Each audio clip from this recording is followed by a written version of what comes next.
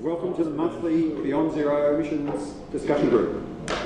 Firstly, we would like to acknowledge that we're meeting on the lands of the Cuming nations and pay our respects to their elders, past and present. We'd like to thank Multi-Mindshausen, Anne Houston and the team from the Australian German Climate and Energy College at the University of Melbourne for this great venue. For anyone that hasn't been to one of our discussion groups before, Beyond Zero Emissions is a volunteer-led climate solutions think tank and research organisation. Our goal is to transform Australia from a 19th century fossil fuel-based economy into a 21st century renewable-powered clean tech economy. Our projects include Zero Carbon Australia research, Repower Australia talks, Zero Carbon communities, media work, education programs and much more. We're always looking for more volunteers, so come and talk to us afterwards if you'd like to get involved. The discussion group is a forum for climate change solutions with presentations by experts in their field and is held on the first Monday of every month.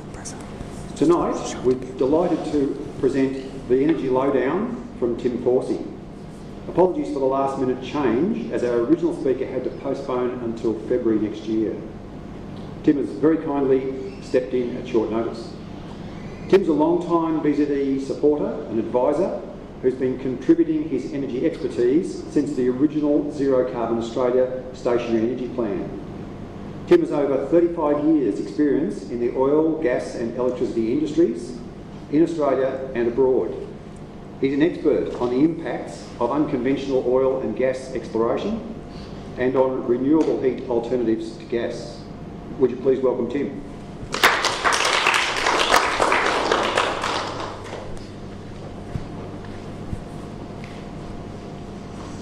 Thank you very much for that introduction. It's really good to be here in front of the BZE group again. The last time I presented was back in May. I think I was talking about fracking. So if we had any questions about fracking later on tonight, well, I'd be happy to go back through that again.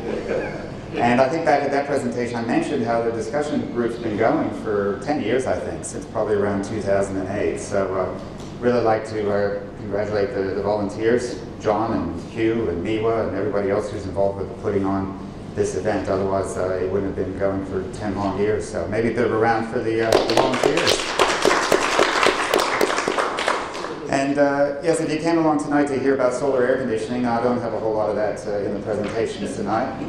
But Miwa did ring up and say if I could fill in, and I just happened to be doing a bit of research into a few topics, which you see listed there on the board. And I've had a couple of things published on the website Renew Economy. So the editor there, Giles Parkinson, has been good enough to put up a couple of the recent articles that I've written, which covers some of the research I was doing. And one of the reasons that I did this research is that I had some foot surgery. So if you have to be sitting around with your foot up the whole time, you might as well look at whether hydrogen is going to save the gas grids. So 3 different topics there. We'll talk about how gas demand is falling, and then we'll ask whether hydrogen will save the gas grids. And then a third topic, which is a little bit related because everything's related in the energy space, but should the Australian Energy Market Operator update its 100% renewables study? It did one in 2013. This is the time that it did one again. So those are the topics for tonight. There should be plenty of time for questions afterwards. In fact, I want to try and slow myself down a little bit as I go through this. But have in mind your questions on all these topics, but we'll save them to the end if we could.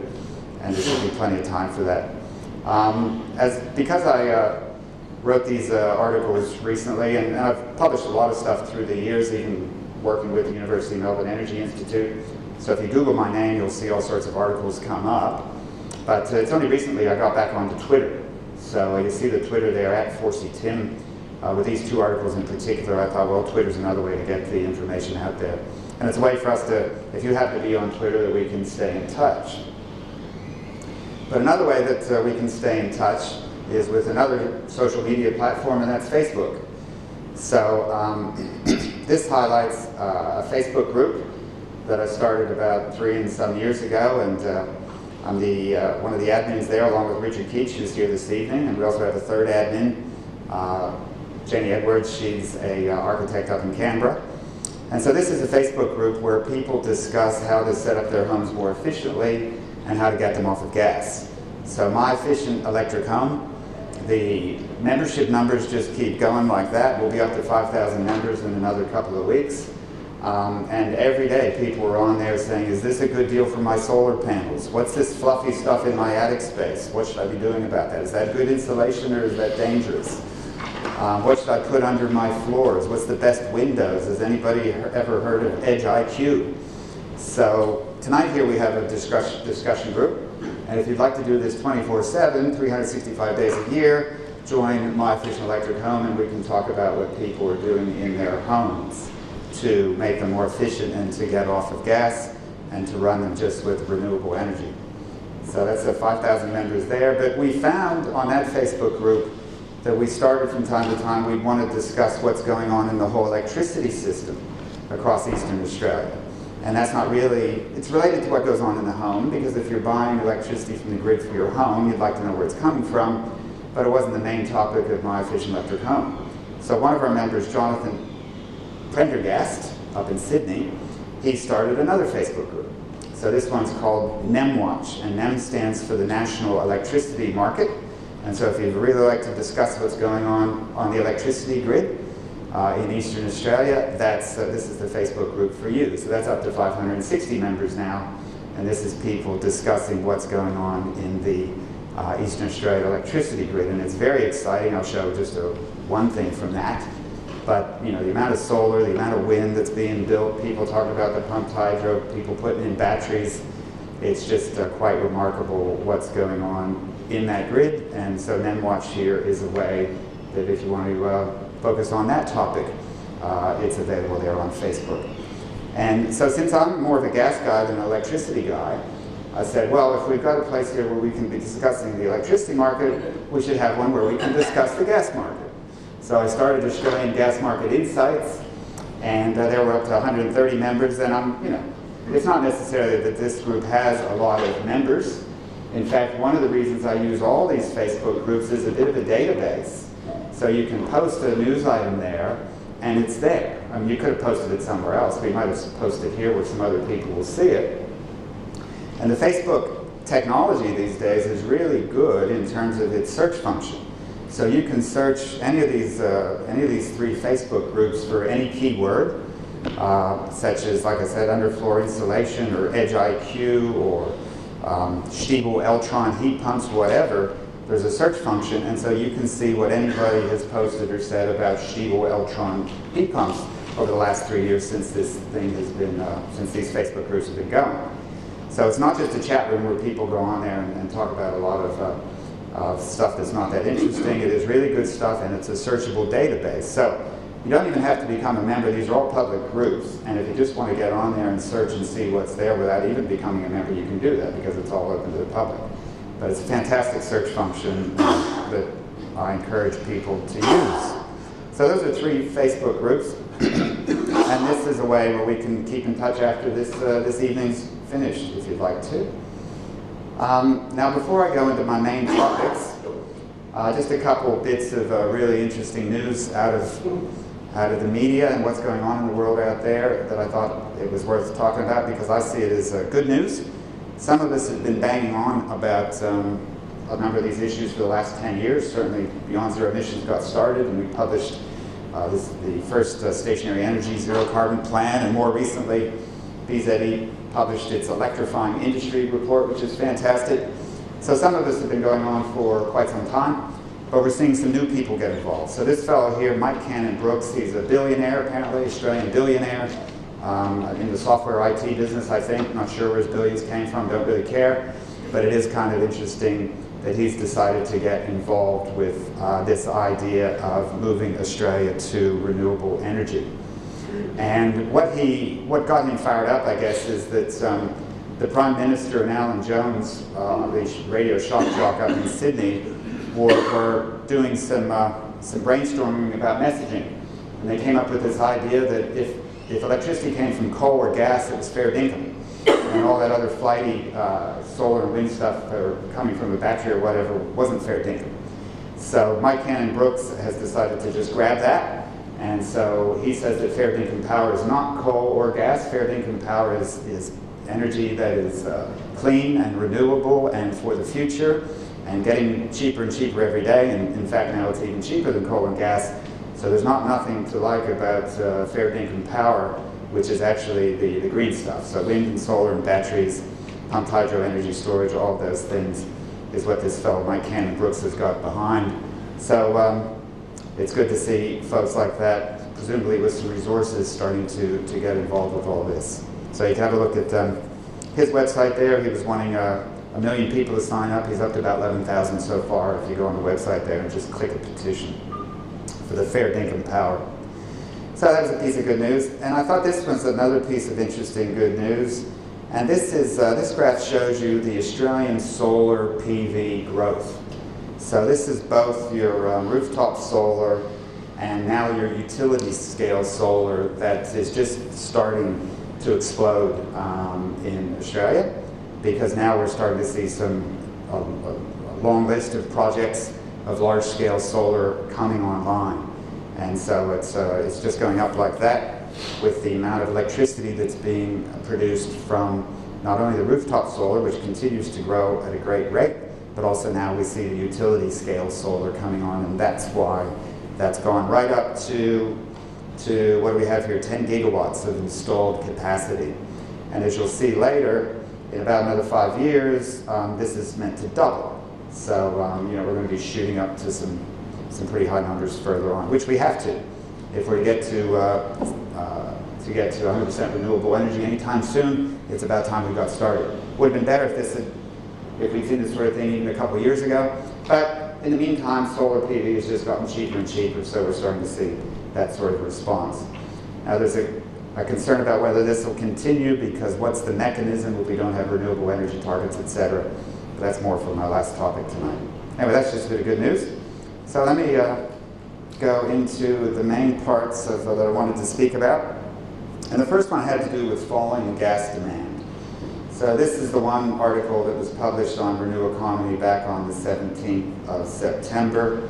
I certainly recommend folks that are interested to be following Renew Economy. There's good stuff there every day as to what's going on in Australia in this space and also around the world. And so this article was published in September about how gas demand is falling. And some of the things that we see with the falling gas demand is the sort of thing that we predicted was going to happen when we wrote this report out of Melbourne University back in 2015. Switching off gas, an examination of declining gas demand in Eastern Australia. So it just started back then in 2015, and so what I'm talking about tonight is how that continues, the falling gas demand. But first, just back to electricity again, because it's interesting to see if we can all remember when electricity demand fell in Eastern Australia. This is electricity demand back in 2005 and 6, and it peaked here, and some of the commentators and analysts thought that electricity demand would just continue to grow, but it didn't. It actually fell. So the amount of electricity that was being asked from the grid has actually declined over all these years. Since then, it's flattened out, and the official, as we go on into the present day, and the official forecasts are that it stays fairly flat. And the reason that it didn't continue to grow, I mean, this is GDP up here, this is population, this is the growth of the Australian economy. That continued to grow, but electricity demand finally disconnected from that economic growth and started to go the other way. So the reasons are that solar PV on people's roofs was one big reason, that people were asking less from the grid, but also just every LED light bulb that replaced a halogen, anytime anybody replaced their 20-year-old refrigerator or their 20-year-old air conditioner, those were a lot of reasons why the electricity demand went down. Electricity prices also went up for a period, and we saw things like aluminium smelters close as well, so there was some pullback on the industrial side with the electricity demand. So that was electricity. Now the question was, could the same thing happen with gas? And it is. So gas demand is falling. So this is the amount of gas that's used in Eastern Australia within our country, so not the amount that's exported. And certainly I'll show later that like 3 times as much gas is exported from Eastern Australia as what we use here. But what I'm talking about is what do we use here? We use it for generating electricity. We use gas for heating our homes and for heating water. We use gas in industry. This particular chart only looks at two sectors, the industrial, the commercial and the buildings. I don't have the electricity bit in here. I don't show the gas here that's being used to generate electricity, just those other sectors. But we see that the use of gas in those sectors peaked in 2012, and so it's been declining. Again, we have GDP growth here, population growth. This is a 1.5% line, 1.5% growth, and that's what analysts used to say. That's to expect that gas would continue to grow in demand at about that 1.5%. But in fact, in 2012, the use of gas in Eastern Australia peaked. We did some research on this, got some media. I've written another article recently because you don't hear anybody mentioning this. The gas industry doesn't like to mention that gas demand is falling. They'd like you to think that it's a very important essential service, critical resource that we should go out and frack everywhere so we'll have more of it. But in fact, in homes, in buildings like this, in industry, people are reducing the amount of gas that they use. Now I want to point out this scale doesn't go to zero, it only goes down to 400 petajoules. And again, this is just the industrial and the commercial and the building sectors. So to show you the whole picture, what's this say? Yep, population and the economy grew, and the gas demand went the other way. Okay. Now this is the whole picture where I've included also gas for electricity generation, and I've also included a 2018 estimate. So 2018 is not over yet, but the other day the Australian Energy Market Operator published some numbers for the third quarter, and so I was able to take a stab at what I think will happen in the fourth quarter. So that's a 2018 estimate. Again, gas demand in all these sectors combined peaked in 2012, just as I showed before, and so it's falling away. Between these years, we see a bit of an increase in gas demand here in 2017. This came with the closure of the Hazelwood Power Station. So when the Hazelwood coal-fired power station closed here in Victoria, for a period more gas was used, but now we see more and more renewable energy being built, and so gas can back off again. And I think in that recent report by the Australian Energy Market Operator, they said that there is so little gas being used for electricity right now, they haven't seen numbers that small since like 2006. So the gas used in electricity is really dropping right off. Today it was in the news that we've got an election coming up in Victoria, and the opposition party said they wanted to build a new power station. Now they didn't say what it was. Maybe they'll later say that they want to see it to be gas because they'd like to see more areas opened up to gas exploration and gas development across Victoria. That's one of the things they support, so maybe that's why they think we need a new power station that would possibly use gas. There's a lot of new power stations being built across Victoria. There's never been such a construction rate of wind and solar going on as there is right now in Victoria. And this is to meet the Victorian renewable energy target. But the opposition said they would build a power station. They didn't say exactly what it would be, but maybe it would be gas.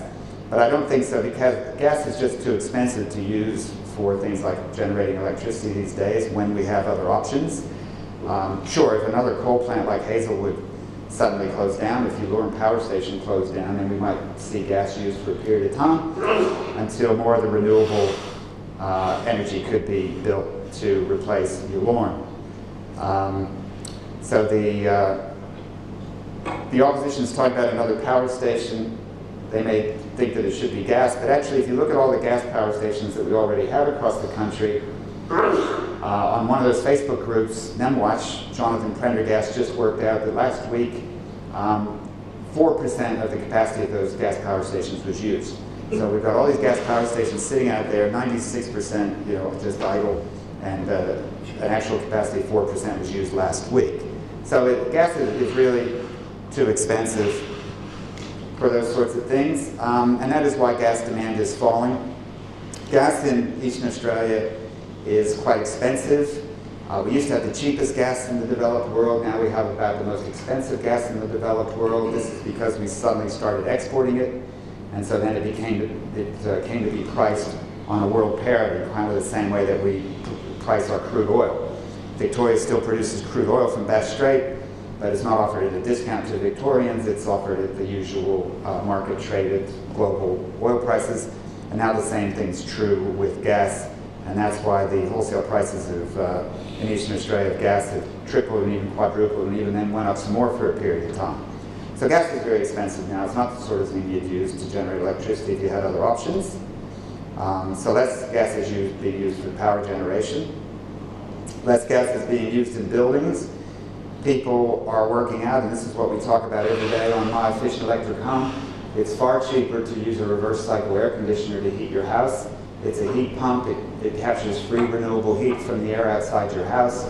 And in our own house, we found that we could heat our house for 1/3 the cost of what we were paying when we used the ducted gas system. So get off of gas in your home, use a reverse cycle air conditioner for heating. You can save a lot of money. I met this fellow. His business is heating and air conditioning, gas or air conditioning. He doesn't really care. But over the winter, he gets called in because somebody's gas burner has died. And he says 9 times out of 10 these days, here in Melbourne, when someone's gas burner dies, he goes into that house and he gives them an air conditioner. So people are starting to realize that reverse cycle air conditioning can be the cheaper way to go. And guess what? Then you can actually use it for cooling in the summertime. It can filter your air. It can do a bunch of other things. So that's called fuel switching. As people switch over to using heat pumps for heating their living spaces, you can also effectively use a heat pump to heat your water. If those heat pumps are using the electricity that you've generated from your own solar on your own rooftop, then this becomes some of the cheapest water and space heating that you're ever going to see. Add in continuing energy efficiency measures, better draft proofing, better insulation, better windows, and we can be using less gas in the buildings, and in fact we are. And also less gas is being used in industry. You would think that with these gas prices that industry is looking around where they can reduce their gas use, potentially fuel switch to something else, such as described in BZE's Electrifying Industry report. BZE was able to identify how industry can either be using electricity or potentially renewable hydrogen for some of the processing like steel making instead of using fossil gas, which is too expensive these days. And eventually I think we will see a big industrial gas user close. We really haven't yet, but when that happens, then we'll see further decline in demand for gas in Eastern Australia. Just a note on the export bit. I mentioned that because starting back in 2014, 2015, we started to export large amounts of gas out of Gladstone, Queensland. That impacted the whole East Coast industry. For years, crowds like Esso and BHP had wondered how they could increase the price of gas, but they could. Like I said, gas used to be about the cheapest in the developed world. Really, it was just a byproduct of oil production. And since there was nothing else the gas producers could do with it, it was more of a buyer's market for the gas. But that suddenly switched with the opening up of the coal seam gas fields in Queensland, the investment of like $60 billion in gas export facilities with the LNG, the liquefied natural gas. And so that changed the market from the gas buyer's market to now you had a gas seller's market, and that's why the prices have gone up so much. This pie chart here shows that for 2020, the forecasts are that 81% of Australia's gas will be exported overseas. And if we use less domestically, then the fraction that's used domestically could even fall. And so maybe we'll be seeing that it's actually 85% or 86% of Australia's gas will actually be exported. I mentioned a bit that we can use less gas in our homes, and that's the concept of the all-electric home. So studies such as we did at University of Melbourne, and more recently by the organization that now known as Renew, that used to be known as the Alternative Technology Association. They updated their report looking at energy choices for the home. And so they found that if you say a new home, if you set it up properly with solar panels and with the heat pumps, instead of using gas, you could save like $20,000. So that's a message we need to continue to get out to people, that whether you're looking at an existing home or a new home, the way to set them up for the future is just by using electric devices and not using any gas or LPG appliances. In fact, there are whole suburbs these days that are being set up to not even be connected to the gas grid. So that's an option. But if we are to get to zero emissions, and nations, states like Victoria do talk about getting to zero emissions by, say, 2050, well, we're still using a lot of gas, and so we still need to see these numbers decline. I gave a speech recently, and I was lucky that the Victorian Energy Minister was actually there. And so I mentioned that we need to be decarbonising homes. And in fact, if we wanted to be, as Victoria says, zero emission by 2050, then we actually have to decarbonise 350 homes a day in Victoria every working day from now to 2050. So we need to get started on this decarbonisation in the homes. And that sounds kind of daunting. Oh my God, 350 homes every working day from now to 2050. Until you realize that across Australia, we put solar panels, I think, on about 900 homes every day, every working day over the last 10 years. So we've got millions of homes in Australia now that have solar panels. And if you work out the numbers, it comes out to like 900 homes every working day that have got the solar treatment. So certainly we can do this. The fellow I talked about before who has his air conditioning company, he's out there doing it. Every time someone has a gas burner that fails, well, he doesn't replace it, he puts in air conditioning instead.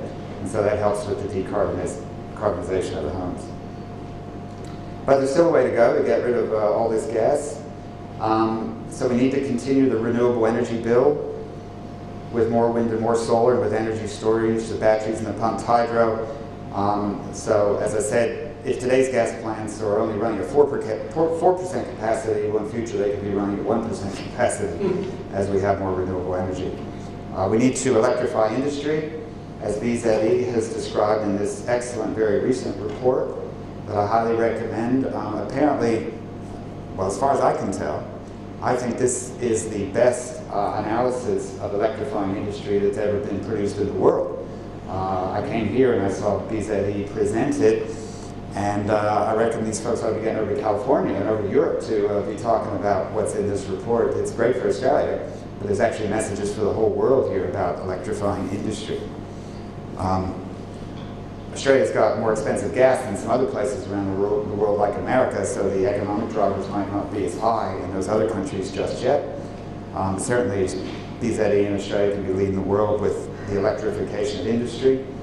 The buildings I've already talked about, and a lot of the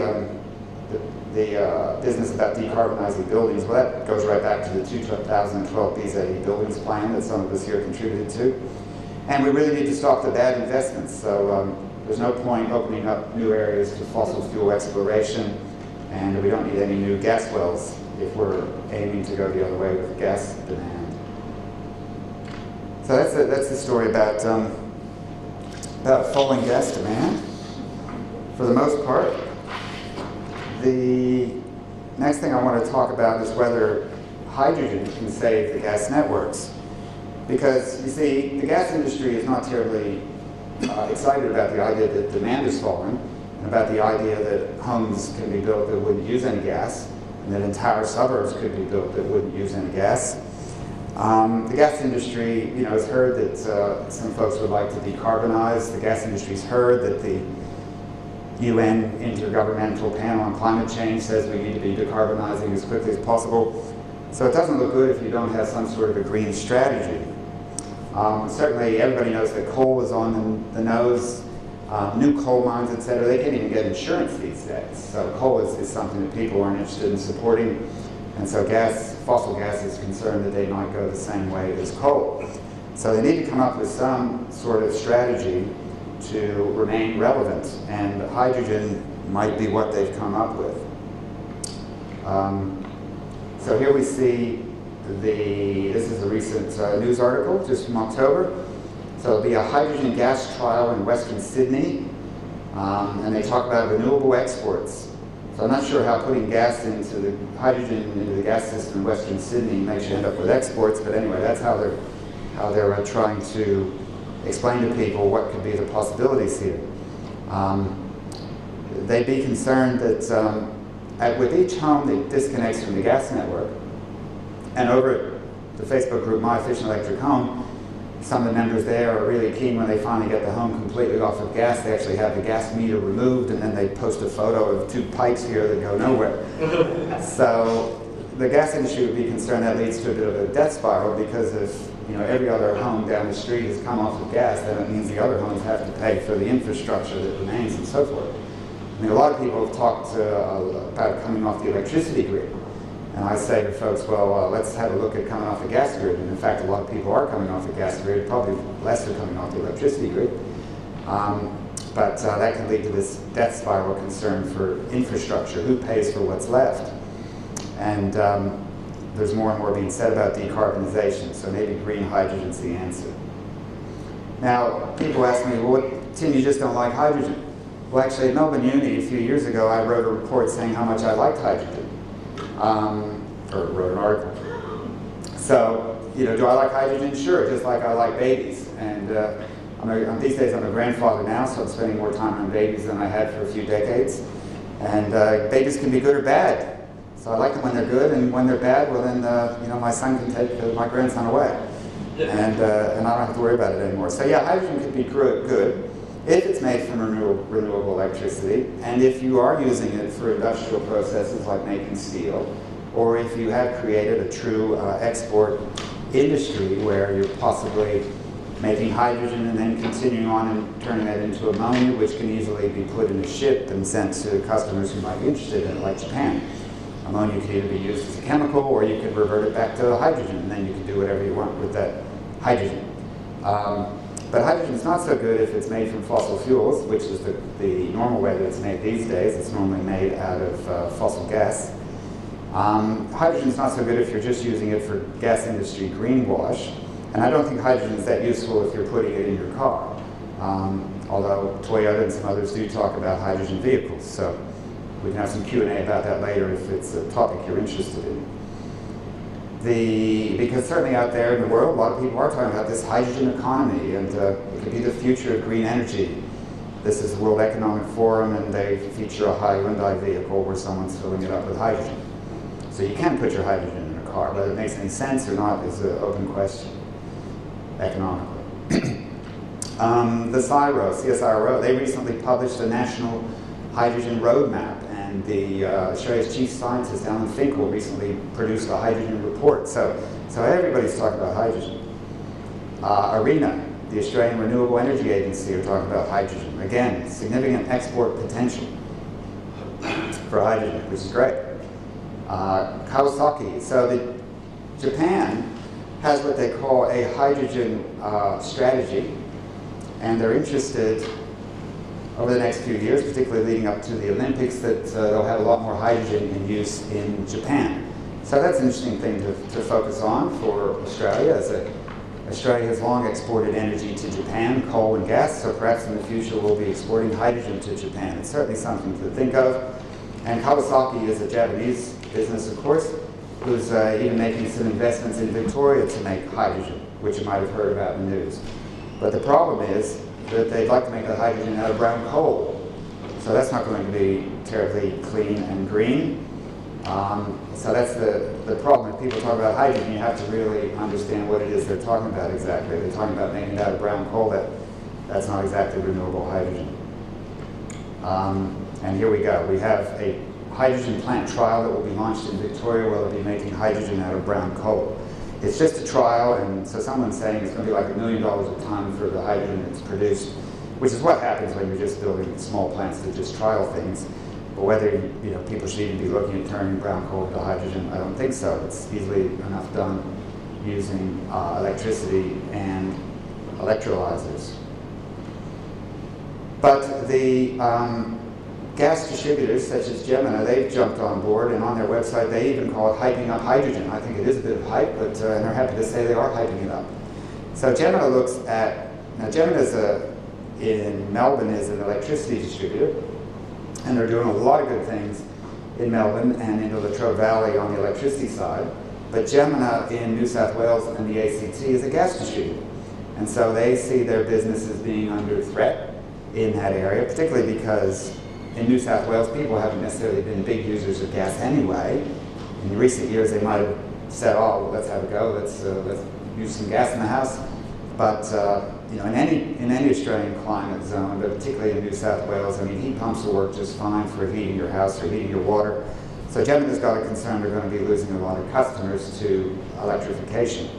And so the thing, what can we do? Well, let's say we're going to put hydrogen into the grid to make it greener. And that's the strategy they've come up with here. A new trial launched to create green gas from solar power. So they will spend money on, or someone will spend money, ARENA, the Renewable Energy Agency, they're kicking in a fair bit of the funds. Someone will spend money on an electrolyzer that will use electricity that could have come from a solar panel to make the hydrogen, and then they'll put it into the gas grid at levels of like 5%. So you can put about 5 or 10% of hydrogen into our gas distribution grids without it corroding the metal and the fixtures that are part of the gas grid, and without you having to go and fiddle with your appliances. Like you might have to change a burner or something. People know that if you change an appliance from reticulated gas to LPG, you probably have to change some burner settings and that sort of thing on your appliance.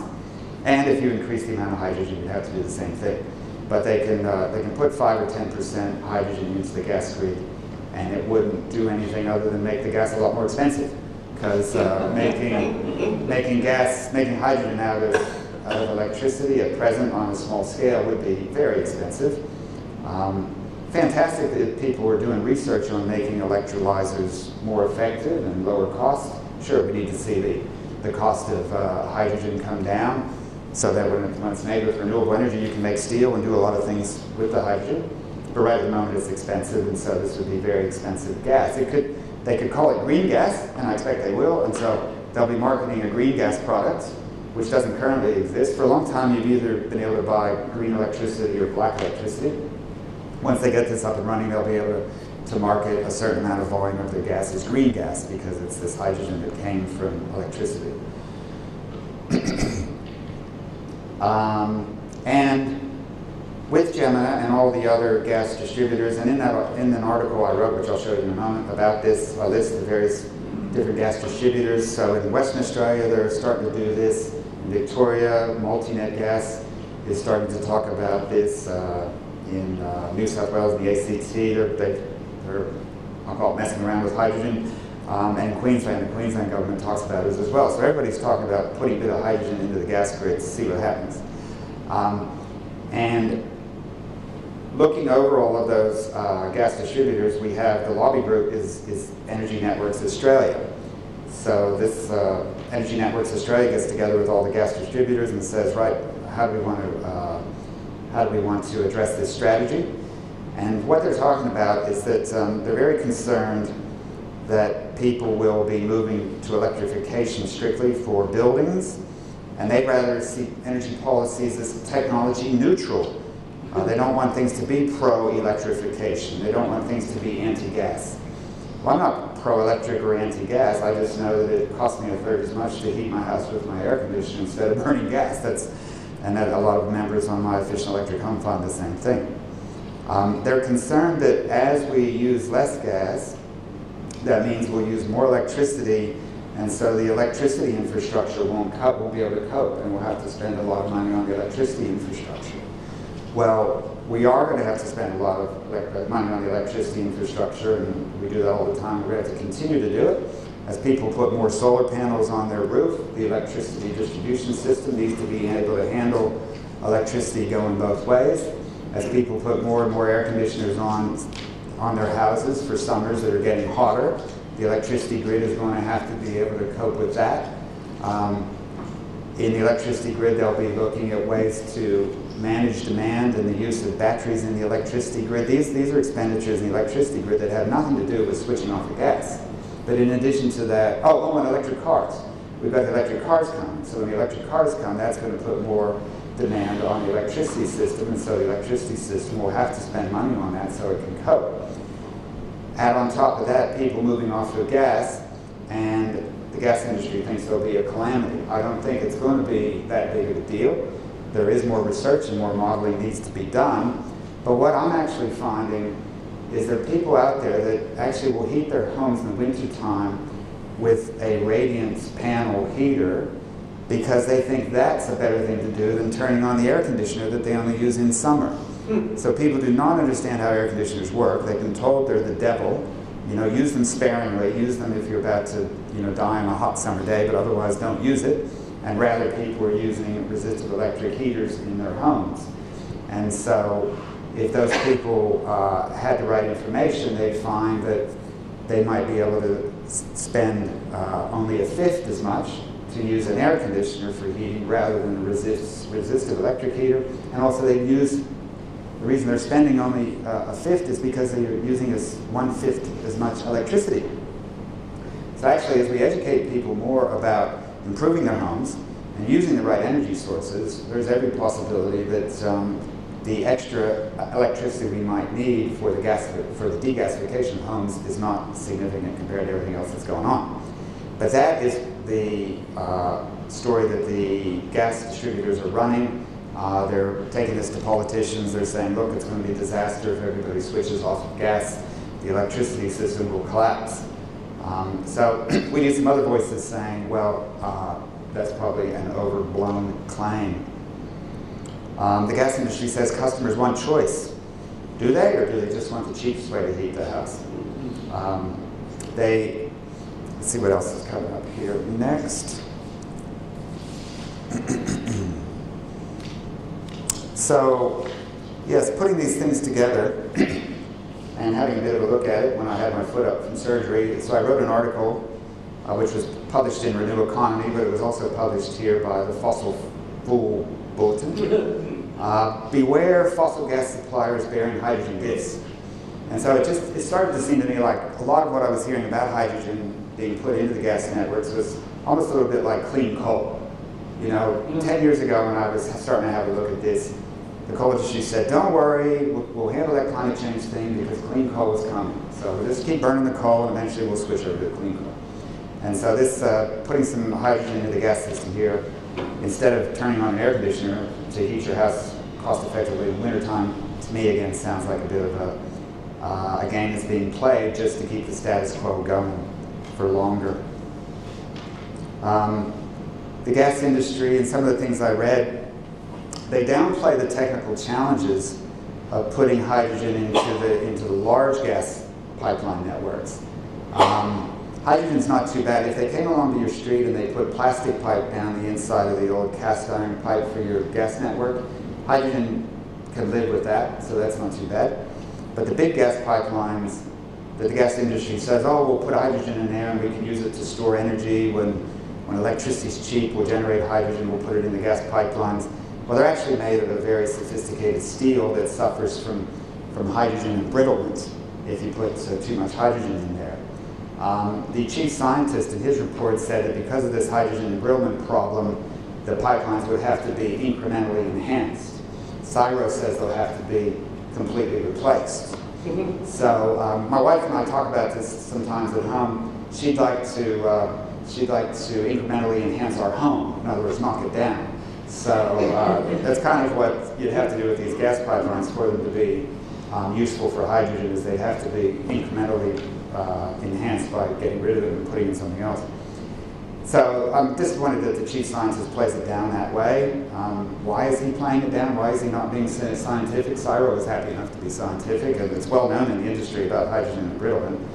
So why did he have to call it incremental enhancement? I'm not sure. I'm disappointed in that. The gas industry, they produced a 2050 vision of the gas networks, and in 2050, Australian homeowners will be interested in burning hydrogen because it will come with a range of colored flames. So that's a big selling point for the hydrogen in 2050. And in fact, the gas industry recognizes that it's far cheaper to heat your home with a reverse cycle air conditioner. They don't dispute that anymore. They will give you a bit of an argument on water heating, but on space heating, they realize it's cheaper to do it with an air conditioner. But they will say things like people like flames. So you'll have a fireplace there, with a fake log gas fire. And sure, it's very pleasant on a cold day to turn that on and you see the fake flames or real flames, gas flames or whatever. And that is a big selling point for the gas industry. So they're continuing that by saying that this hydrogen, which will be most expensive gas in the world, but you'll still like it because it comes with a range of colored flames. And the other thing they said we'll be doing is that we'll be using hydrogen to drive our reverse cycle air conditioners in 2050. So rather than using electricity, we will actually burn hydrogen in an engine to drive our air conditioners. And if you didn't realize those things actually do exist, they do. So here we have a fossil gas-powered air conditioner from Myanmar. And so what you do is you bring gas in here, you burn it in an engine, and the engine drives the compressor. And you do see these things used where it's difficult to bring enough electricity into a site to run an air conditioner like this. And certainly like, you know, after the Fukushima disaster in Japan, where they didn't have enough electricity because they were shutting down all their nuclear plants, things like this got developed where they could get their hands on gas, if not electricity, and sure, you can use a gas engine to run a compressor. Is this the sort of thing you're going to want outside your house, to bring hydrogen in the future to run this engine to run your air conditioner when we've got a perfectly good COP6 Dakin today that runs on electricity? This is the sort of thing the gas industry is taking to politicians and saying, leave the gas networks like they are, they will be useful, people want the colored flames, they'll want the gas engines, so they have a viable business for the long term. I'm not so sure. That's that topic. And like I said, we'll take questions. I've got one last thing, totally different now, but related, because everything in energy is related. And this has to do with renewable energy in the electricity system. And you might recall, of course, folks that follow BZE, that back in 2010, we produced the stationary energy plan, which showed how Australia could operate its electricity systems 100% on renewable energy. And then that led later to the Australian Energy Market Operator, which is an organization who is responsible for planning aspects of Australia's electricity grid. They started in 2011, and in 2013 they produced a 100% renewable study. This direction that AEMO should even bother to do this came about because of the election, where Julia Gillard became Prime Minister, and the Greens were involved with the negotiation as to what this clean energy future plan would look like that came out in 2011. And so as a result of that, AEMO was directed to do a 100% renewable study, because we can talk about having a 100% renewable grid, but until AEMO plans it, it's not going to happen. So this was an idea that, right, let's have these experts sit down and do some of the work. And I happened to be working there at the time, so I was one of the experts that got to do some of the work. And we identified all the renewable energy resources in Eastern Australia, and then we modeled in great detail every day using real weather data, real wind data, real sun data as to how the whole system might work. That was 2013. And probably the most significant finding that came out of that is operationally, they said it was doable. It's not like the world was going down once you tried to run the whole system on renewable energy. That was 2013. AEMO for a period when there was a lot of political discussion about renewable energy was pretty quiet on the topic. Just to finish up on the AEMO 2013 study, like I said, they found the operational challenges would be manageable, but the shortcomings of that study, they just plopped us in 2030 and 2050 and said, here's what 100% renewable could look like. They didn't show a trajectory as how we would get there. And they did cost, they said this would cost so many hundreds of billions of dollars, but they didn't say what it would cost to try to keep the fossil fuel system going for up to 2050. So that was a bit deceptive that you wouldn't have a base case business as usual costs worked out to compare. So those are some of the shortcomings of that. But in more recent times, AEMO was fairly quiet on this whole topic until they got a new CEO. Audrey Zibelman from America is now the CEO of AEMO, and they've done a lot of good things since then. And one of them is this integrated system plan that they published just back in July. And you start to see aspects here that look similar to that 100% renewable energy plan from 2013. Again, they've identified in a lot more detail than what we did before all these what they call renewable energy zones across Eastern Australia, where you could either be having wind or the solar or the pumped hydro energy storage or bioenergy, all of those areas. And for the first time, they actually started to show how we might get there. And this shows the coal plant closures.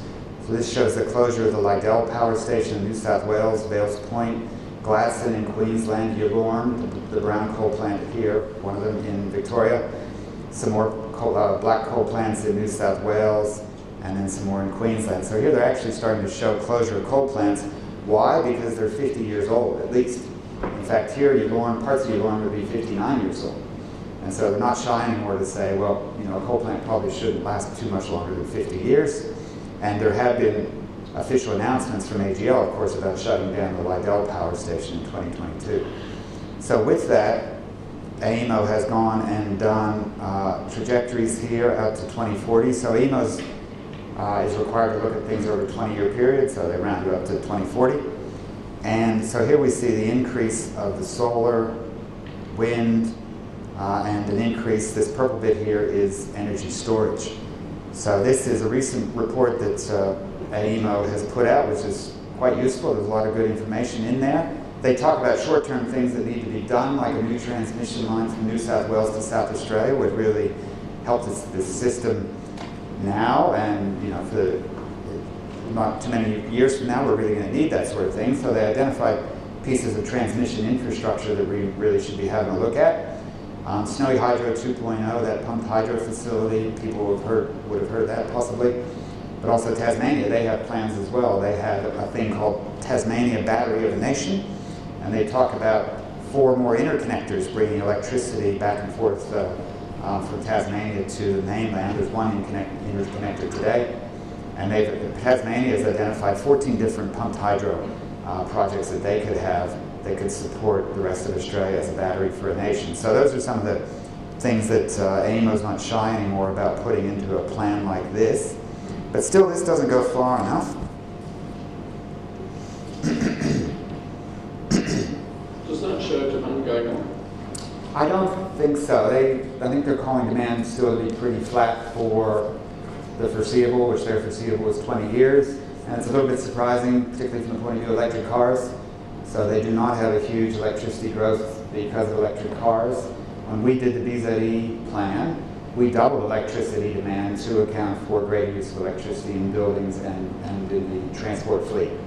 So this may not have enough electricity in there. And this certainly doesn't talk about, you know, starting up an export industry of some sort of renewable products, or, you know, doing more mineral smelting in Australia than we do today. They're running it off of electricity or renewable hydrogen rather than off of fossil fuels.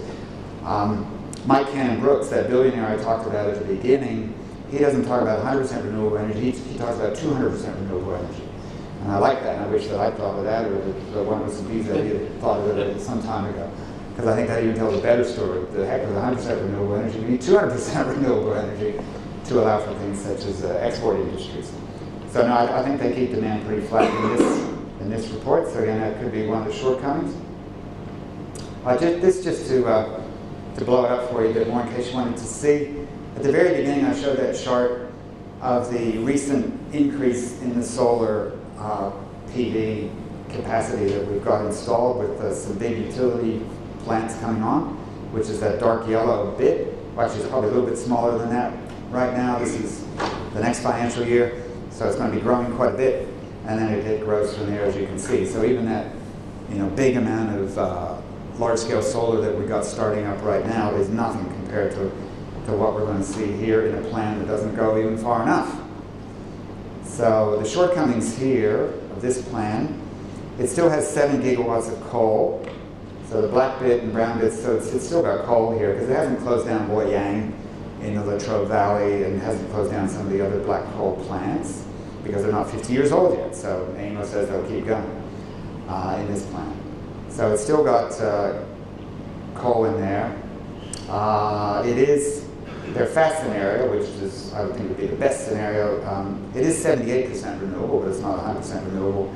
And so that's 17% coal and 5% gas still in 2040.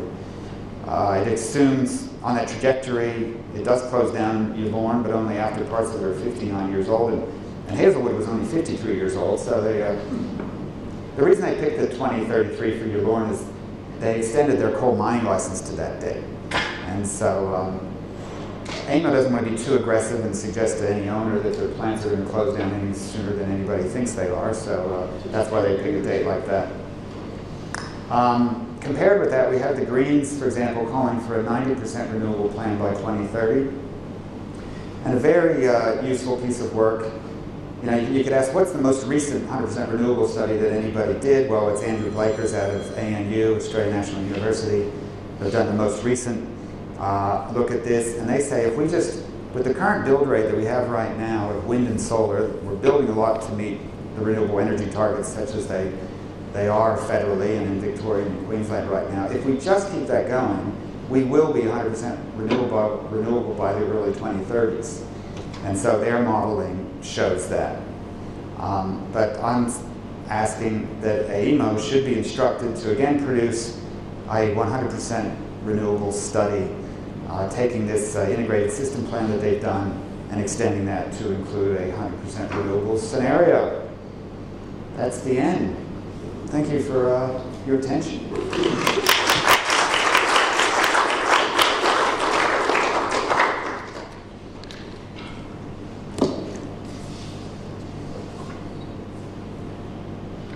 Any questions on all that? Yeah, can I?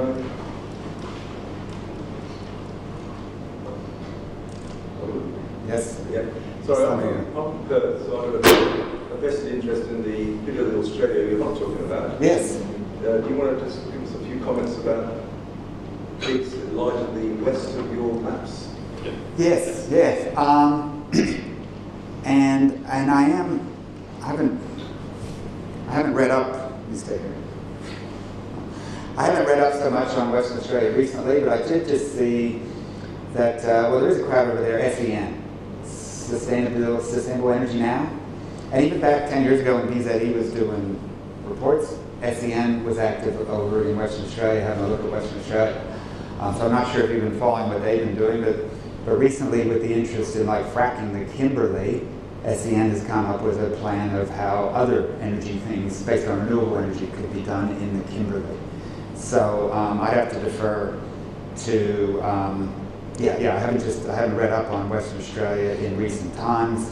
I know that AEMO these days does have some responsibilities in Western Australia that they didn't have when I was working there, say like 6 years ago. So there will be more bits and pieces coming out of AEMO for Western Australia, and also crowds like SEN doing some work. So now I have to back and check what's up there.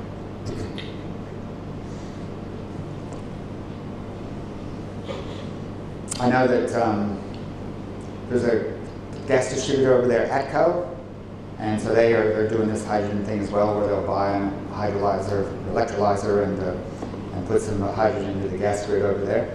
And also, there was a significant hydrogen conference in Western Australia recently, and Woodside, who is the large LNG exporter from up on the Northwest Shelf there, they're also talking about hydrogen. And so one quote I read, they said, yeah, we're interested in green hydrogen, but if you want to make hydrogen, make it out of our LNG. So, out of using the fossil gas. So people are starting to look at it, but is it a real look, or is it just some cover that they're looking for? I'm not sure. Apart from the brittleness you talked about with hydrogen, there's also the fact that hydrogen will go through any well unless it's really put together very strongly. So the average pipeline won't hold hydrogen anyway. That's right. It's a different standard of metallurgy that you need to be able to hold high concentrations of hydrogen. So sure, it can be done, technically. I mean, hydrogen is used today for lots of processes like in chemical plants and refineries. Like I say, it's generally made out of fossil gas, but then hydrogen is managed and can be used. People talk about, gee, there'll be times of the day when we've got too much solar energy or too much wind. What can we do with that excess electricity? And they suggest, well, we'll have the electrolyzer there and it will make some hydrogen, and then we'll compress that hydrogen and we'll store it, and then we'll use that hydrogen for something.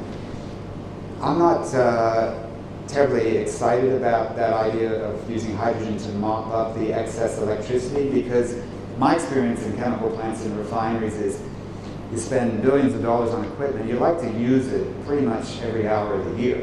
So to build a lot of equipment that sits there waiting for there to be some electricity from time to time, I'm not sure it's going to be cost effective. And I think that rather things like pumped hydro energy storage or chemical batteries will be the way that you soak up that extra electricity when you've got more sun or more wind and then you use that 3 hours later, 6 hours later, or 48 hours later when you need it in the electricity system. So people talk about hydrogen as a way to soak up excess electricity. I'm not really sure that's going to be a viable thing. I can see purpose-built solar plants and hydrogen plants. So using Australia's solar resources to generate a lot of hydrogen, and okay, they won't work.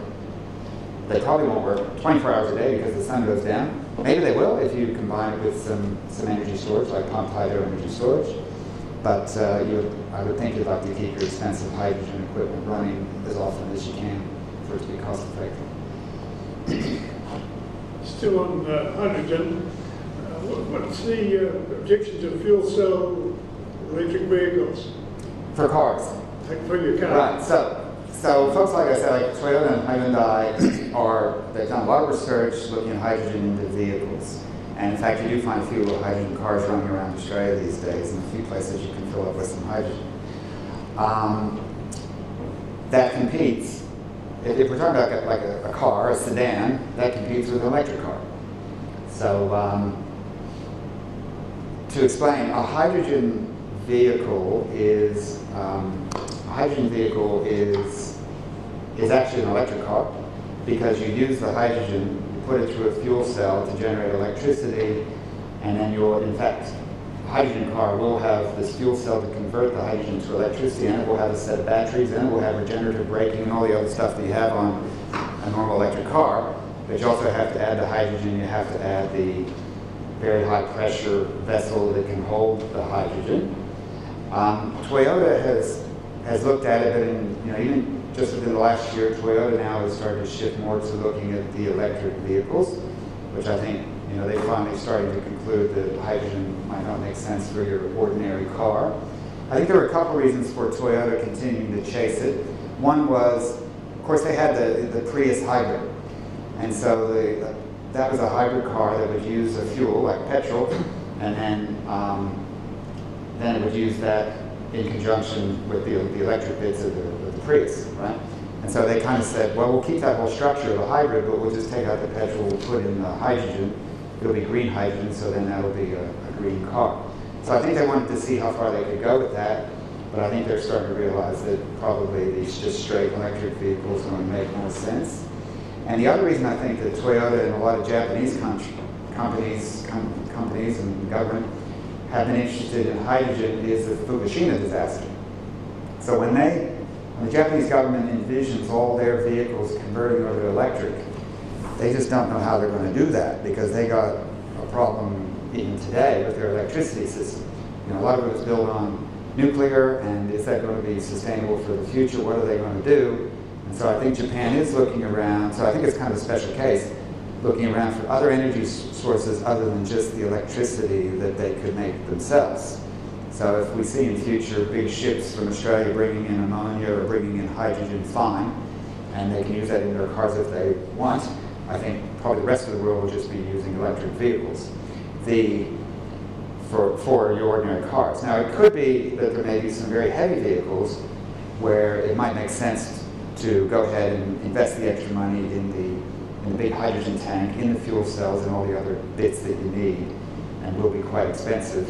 If you had like some major truck or something where you thought you needed extra range that you could get from having the hydrogen fuel on board, as opposed to just 300 kilometers or something like that with your normal battery. So the idea with vehicles is that hydrogen could have some advantage in that you might be able to fill it quicker. So it takes a bit longer to fill a car with hydrogen than it does with petrol, but not a lot longer. I've heard like 10 minutes. And whereas a concern that maybe you wouldn't be able to fill up an electric car in 10 minutes. So you've got these competing needs there. There's no doubt that you could put an amount of hydrogen in a vehicle that would allow it to have a longer range than even the best batteries, and possibly you could fill it up a bit faster, but you have all the extra infrastructure that comes with that. There's the other idea that the oil companies and the suppliers of your petrol, they've got a business model where they sell you a fuel, and they'd like to keep that business model going. And so they're looking for somebody who can compete with you plugging your car into the wall. So It could be a similar thing to what I've just been describing about hydrogen in the gas system. Hydrogen for cars, again, could be just an idea that the people that supply petrol today are interested to see, well, you know, in the future maybe we'll still have a petrol station, but it'll be a hydrogen station. But I think it might be more likely a lot of people are plugging their cars into the wall. Let's start up the bat, Mark. Well, Tim, Sanjeev put wireless steelworks, so he's building a whole lot of solar and batteries and that kind of thing. Is he actually replacing gas, or is he replacing electricity that they were using? Don't know, Mark. I have to look into it. Good question for a future presenter. Maybe get Sanjeev up here. You know, the gut feel, or, you know, you read a lot of stuff goes by very quickly. Gut feel is you start with just the electricity bit. Yeah. And then maybe a second stage so you actually get into replacing the gas bit. I was just going to ask on hydrogen. Has it got a role in something like shipping? Yeah, I just saw it the other day. It sounds marvelous.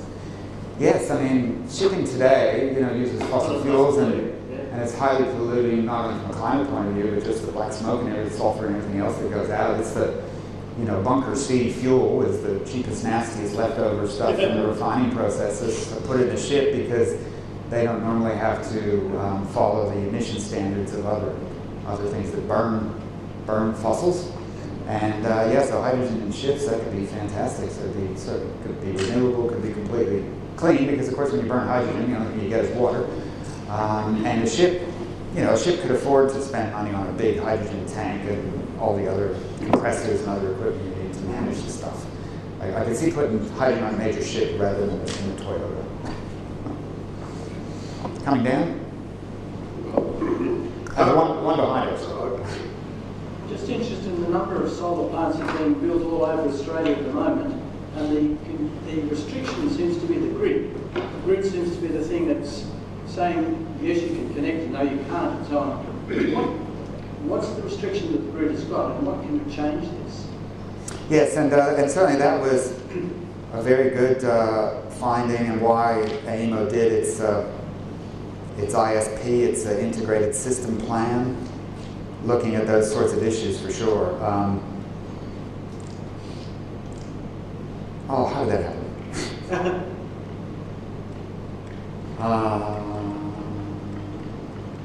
Okay, here's the grid. Yeah. So all these bits here. So today there are solar plants already being built, probably in a number of those places. And as you say, some of them will come up against constraints with the existing grid, or maybe they'll build a bit of an extension to allow them to produce into it. But that was the point of AEMO doing this study. This is quite a sophisticated model where they put in the costs of wind and solar and coal and everything else. And as a result, they didn't build any more coal plants because they're too expensive. So they built this other stuff. And then in this modeling, they would have ideas as to where that was built. And they ended up saying, right, so we got to increase the transmission, like I said, from New South Wales to South Australia, and we probably need to increase the interconnection between New South Wales and Victoria, and between New South Wales and Queensland, and also you could put more interconnectors up from Tasmania. And they looked at it in more detail as well, and they do this on a regular basis. It's their job to understand how the grid operates, and people may apply to them and say, look, I'd like to build a solar plant, is it going to work or isn't it going to work? We think it'll work, but AEMO comes back and says, no, it's not going to work. And then what's involved with expanding the system. So that's a major outcome of this report, is to say, what do we got to do on the transmission side for the next 5 years, for the next 10 years, for the next 20 years up to here. But they'll do this. They may update this every year, I'm not sure. They used to update plans like this every year as things change. And here. Yes. Have you investigated at all the so-called compressed air solution, where because it's one, decentralised, and evidently you can have them in units virtually container side. They work on virtually the reverse cycle principle, but to harness the heat when you're compressing during the day, use that in conjunction with with food processing because you're out in the regions, and then when you generate electricity at night, by releasing it you get cooling, and that can freeze your food production, so that you're virtually getting very little loss of the energy, and you're doing value add with the heating and cooling. Have you done any research on that? I've only read one or two on it, and it struck me, I'm involved with agriculture, it struck me as being a good idea, and it's something that I want to look at. Yeah, those sorts of compressed air for energy storage, of course, that's been discussed in research and some facilities built over the years. A few years ago, back when I was doing work with Melbourne Uni, we had a little bit of a look at that again when we were looking at pumped hydro, and also another way to store energy was actually by liquefying air, so using a refrigerant process. So sure, all these are all good ideas that folks should be looking at and researching and seeing if they can make some economic sense. You seem to be talking about a fair bit of integration and sophistication, and one of the things that folks are finding right now is that, take like dairy and food processing, they may be burning gas just to heat water. I've got a heat pump at my house that heats water to 60 degrees. You can buy industrial heat pumps that can heat water to right up to 100 degrees. So they're available on the market, but we don't see them being deployed in Australia. So industry needs more help to understand what are the technologies out there. I'm sure you'll have some whiz-bang stuff that maybe have never actually been commercially done before, which is fine. They need to be tested. But there's actually a lot of off-the-shelf stuff that's off-the-shelf in other parts of the world that Australian industry hasn't yet picked up on. So governments need to do more to work with industry to say, right, there are some risks bringing in anything new. I mean, you've been burning gas for 20 years, but here's something new that has been used for 50 years some other place. What can we do to get it going here in Australia? On the topic of energy storage, of course, at Melbourne Uni we looked at pumped hydro, and since then Andrew Blakers at ANU, he produced a very important study where he identified 22,000 places around Australia with pumped hydro. And one that I just saw the last few days, pumped hydro is storing energy by pumping water up the hill and letting it come back down again. And people have said, oh, we could do that with a railroad. We just have rail cars full of cement and they go up the hill and back again. I was never that interested in that one. But the other day I saw this one where these robot cranes would lift concrete blocks and stack them up when electricity was cheap. And when electricity was expensive, they would allow the blocks to drop back down again and spin a electricity generator. So here you have this robot building this tower of concrete blocks, which you could do in a distributed way, like you're talking about the compressed air. So like any large industrial site, you could have one of these concrete towers that's so that's something to look out for. There's a sexy video from Switzerland on that. It's always something new in the energy storage business. Whether it's cost effective is the question. Yeah, in the station energy report, it talked about interconnectors that were DC connectors. I've never heard any more about it since then. DC connectors? Yeah, we're going to be more efficient and better than just simply replicating what we've got. Yeah, I've never heard any more about it. I'm a chemical engineer, not an electrical engineer, but we do have high voltage DC connectors in Australia. The one from Tasmania to Victoria is HVDC, as they say, high voltage direct current. And one of the connectors, I think, to South Australia from Victoria as well is DC. The advantages of DC are that you have less losses along the way. Today in Victoria, it's AC transmission all the way from the brown coal generators out to the aluminium smelter in Portland. So that's AC the whole way, and I've heard that the losses can be high as 20% on a hot summer day.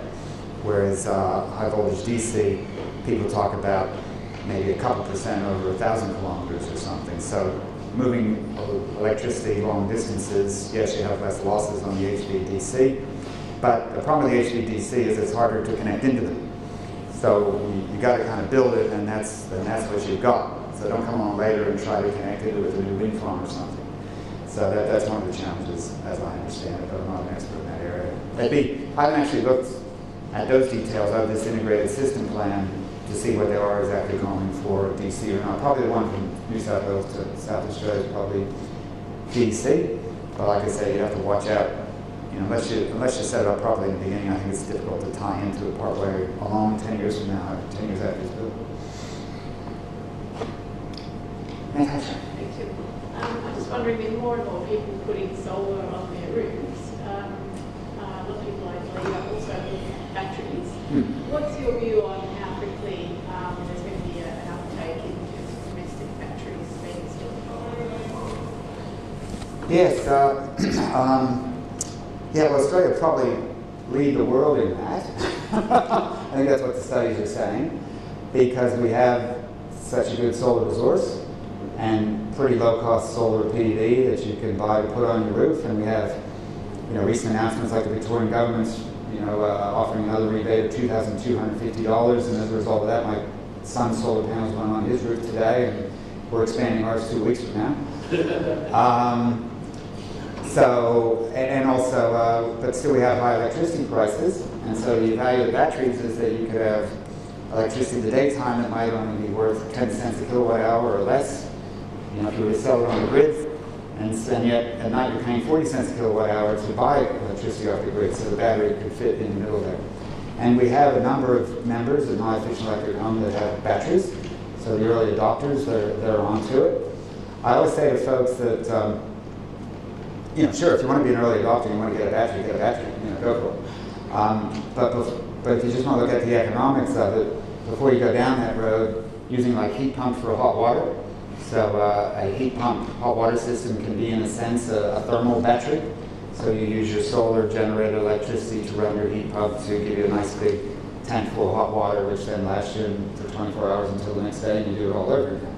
So that's a way to store your electricity in the form of thermal energy.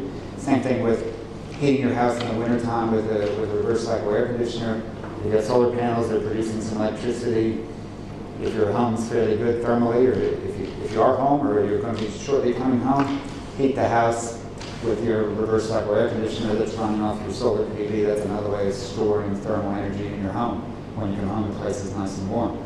Once you've done all those things, plus you've gone out and you bought an electric car, if you have any electricity left over for a battery, it means you have a very large solar PV system. So we do say to folks, if you're thinking of getting solar PV, at least get a quote for as much as you can reasonably put on your roof.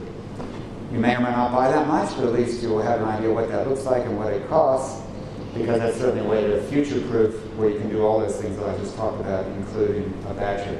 I think the studies that have been done are saying that you're probably unlikely to get a return on buying a battery that's any shorter than the warranty period. So you might get a 10-year warranty on a battery, and they will degrade over time. And I don't think there's many returns that have been calculated that are shorter than that. So you'd be, you know, you're either an early adopter, you just want to do it, or you hate the electricity companies more than you hate the gas companies, maybe. And behind. If all the cars that are in Australia at the present time were turned into electric cars, the total amount of power they would need, I presume some of them and some of that, how does that compare with these petajoule type bars that you've got up in that particular model, for example? When we modeled this, and one interesting thing here, this is this AEMO case. This graph shows you all this is capacity. So this is all the generation capacity. And one of the reasons it grows here, because Robin, you asked me if demand is growing. I said, no, AEMO doesn't have demand growing, but still we see generation growing. Why? That's because you need to fill the batteries. So this purple bit here is the stored energy. In fact, so this purple bit here is the utility storage. So whether these are very large batteries or pumped hydro energy storage, you need more electricity. So once you shut off the coal plant, but you need electricity in the middle of the night when the wind isn't blowing, and it will have to come out of energy storage. Where did the energy come from? It went into the storage. It came because you had to build more capacity here. So even this, with just flat electricity growth, shows an increase in the amount of generators that we need. And when BZE did this back in the stationary energy plan, we basically doubled, and it was a bit of a guess at the time, and others have done more sophisticated work since, I suppose, but we basically doubled the amount of electricity that was being generated in Australia to be able to manage the storage question and also to replace the transport fleet with electric vehicles and to electrify the houses. I guess what I was after was a feeling of scale about if everybody, all the cars that are now running petrol or diesel and now would turn to electricity, how much more extra power on those bars? Well, like I said, we doubled it, and so part of that, double that, and part of that was the transport fleet, and part of it was the buildings and industry as well. So, and we could probably go back to the report and see what we had there. But I'll offer a different view on vehicles, because people just asked me the other day about lithium supplies. Will we have enough lithium for every car? And there's actually a different point of view that comes out of Tony Seba from Stanford, and he envisions a future where the amount of cars we have running around the place is 1/10 of what it is today. And that's because they're used more effectively. We don't actually own them. Now, when I get home tonight, you just call up your robot Uber or whatever, and it's already picked up 3 or 4 other people, so it's actually a form of mass transit. So he envisions a future not where we have to replace every car with lithium, and we don't need all that electricity to have as many cars out there as we have today. In the future, we could have 1/10 as many cars because they're all being used more effectively. So, what will the future hold? But you're still going to be using the same amount of fuel. No. He's saying that, no, because, we could coordinate. Your car's only working 10% of the time. No, but instead of all of us here taking 30 cars to get home, we'll take 5. Because it's all much better coordinated. We don't own the car, it's not like we love it, that we have a personal connection with it, that we really can't wait to get back into it. We'll just catch a ride with the robot vehicle that's coming by. Okay. And when you think about population growth and et cetera, it's actually the only way the world's going to survive, I think, is if some of those strategies are employed. Going back to air conditioning, so I think you mentioned that they are the devil, or they're perceived as being the devil. So I just wanted to get some clarity on what that actually means, because maybe I've been a victim of misinformation myself, but I'm under the understanding that they have such a bad reputation because they have such harmful ozone-depleting gases, and that they are contributing very heavily towards greenhouse gas emissions. So I just wanted to understand how the reality of air conditioning and their emissions. Yeah, there's a few different ways they can be the devil. So if the refrigerant escapes, and if it's not, so the refrigerant in my air conditioner has a high global warming potential, not so much of an ozone depleting. So with the ozone, they've taken a lot of the refrigerants off the market that used to have the ozone problem, but still we have refrigerants that have a large global warming potential. We also have refrigerants that don't have a large global warming potential. So my hot water heater uses carbon dioxide, which has global warming potential of 1, whereas my air conditioner, I think, has a refrigerant that has global warming potential of like 230, so it means it's 230 times worse. The point is, you don't want to have that refrigerant escape. So if one of the things installed, then you need to make sure all the connections are tight. And if they weren't, the thing's not going to be working after a month anyway. So I have pretty good hope that my air conditioner has been installed properly. They're still working 3 or 4 years down the track, and hopefully they don't come apart and that gas leaks out. If you ever want to get rid of those things, then there are rules that the air conditioning folks are meant to follow in terms of recovering those refrigerants, and so they're handled in a way that is not going to be damaging the ozone or damaging the climate from a greenhouse point of view. So that's one, but that is one reason that they can be seen as the devil. But a more common way they're seen as the devil is that they drive up peak electricity demand at the worst times in the summer. And so there have been plenty of situations where on a hot summer day, demand on the electricity grid gets so high that then we have brownouts or blackouts as a result. And so a lot of that comes back to the air conditioning use. And what we're finding is that with the solar PV is able to take care of a lot of that, supply a lot of that electricity that people might be using for air conditioning, at least until the sun goes down. So now our peak for electricity use, which used to be like 2 o'clock in the afternoon, is now 7 o'clock at night. So the solar PV is taking care of that other peak, and now it's over here and it's a little bit smaller, but it's still a peak, which could stress the electricity system. So in those situations, air conditioners can be bad. But the air conditioners that are on the market these days are so much better than the ones that were on the market 10 or 20 years ago. In fact, the worst air conditioner you can buy today is better than the best one was 10 years ago. And so that helps to reduce the stress on the electricity grid. So we should be buying air conditioners that have high star ratings, that perform well both winter and summer. And we should also be doing other things around our house, such as drawing the curtains and the blinds, etc., to keep heat from coming in so that we don't stress the electricity system so badly. But with all that said, so we bought air conditioners essentially so that we could be a bit cooler in the summer and watch the tennis. But then we ended up using them to heat the house.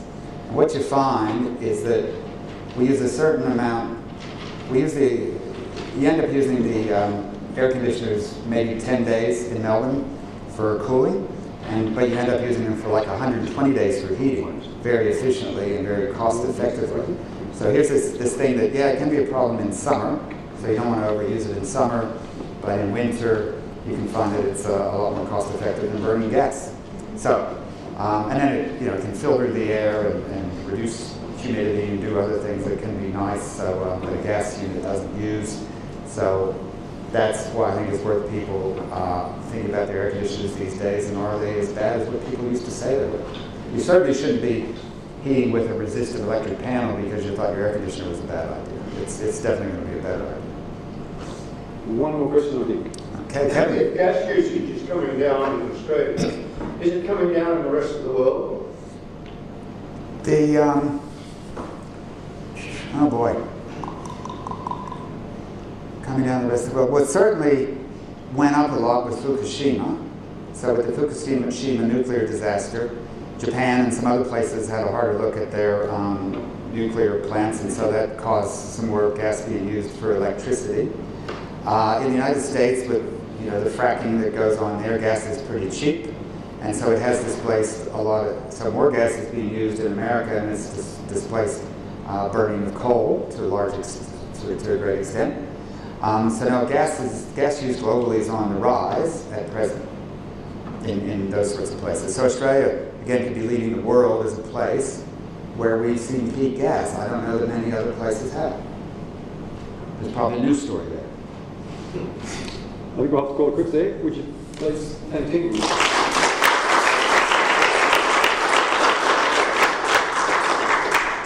Okay, I'd like to say that we'll continue the discussion if you wish at the pub. If you go back to Swanston Street, turn left and go up to the first set of lights and turn right and walk down just before the next set of lights, you'll find the pub where we'll all continue. Will you be there, Tim? Yes. Good, thank you. I'd like to point out that BZE is supported by donations from individuals. It doesn't get any money from industry or government, and therefore it can be honest in what it says. And if you'd like to see BZE be more expansive on what it can say, we'd love to have some more contributions. So get in touch with us if you'd like to help with those contributions.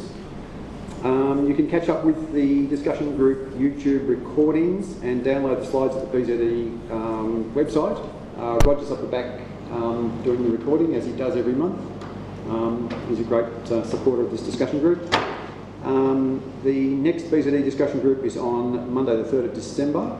He'll be here, and at this stage we can't tell you who the speaker will be, but you can keep in touch at the BZE website, bze.org.au.